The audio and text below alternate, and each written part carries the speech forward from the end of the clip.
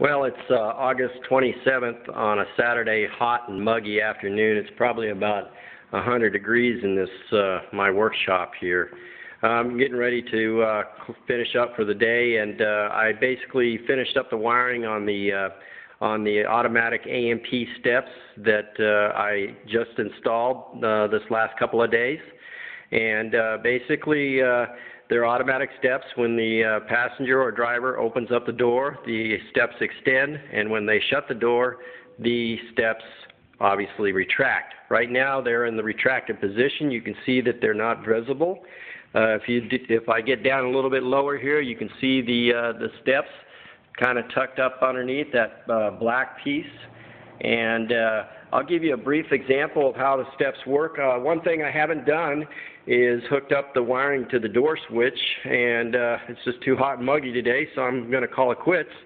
But I'll give you a brief example exactly how the steps operate.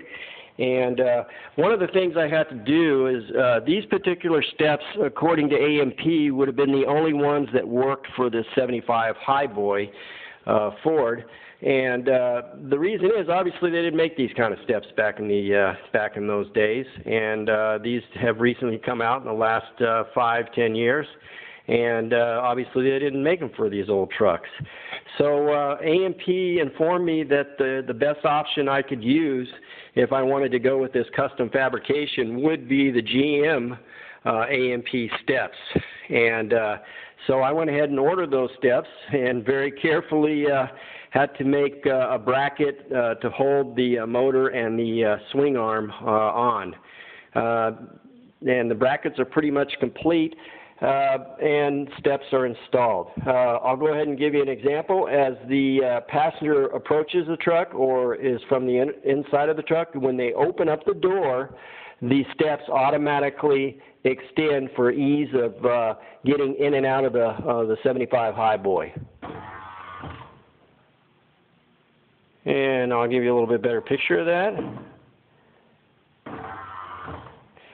As you can see, there's a single wire just in the middle of the step. That's basically for an LED light that AMP just incorporated into their steps in the last couple of years. And I'm going to leave that wire hanging down until I get the truck back from paint. And at that point, I'll go ahead and install the LED light right there in the middle, which will help the passenger or driver get in and out during the night. And obviously, when the step and the door is open and the steps are extended, the light would be on. And as the door is shut, the steps would retract and the light would go out. That pretty much completes the brief introduction of the AMP custom. Closer and closer to being done. I was supposed to fire it up yesterday. Fortunately, my engine guy did not show up. The motor is pretty much complete. I've got one more battery I'm going to go ahead and install on the other side, and all the wiring works. The starter works. I'm going to replace a couple of those air conditioning hoses. You can see I have two different types of hoses there. I'm going to go ahead and do the other stainless steel side.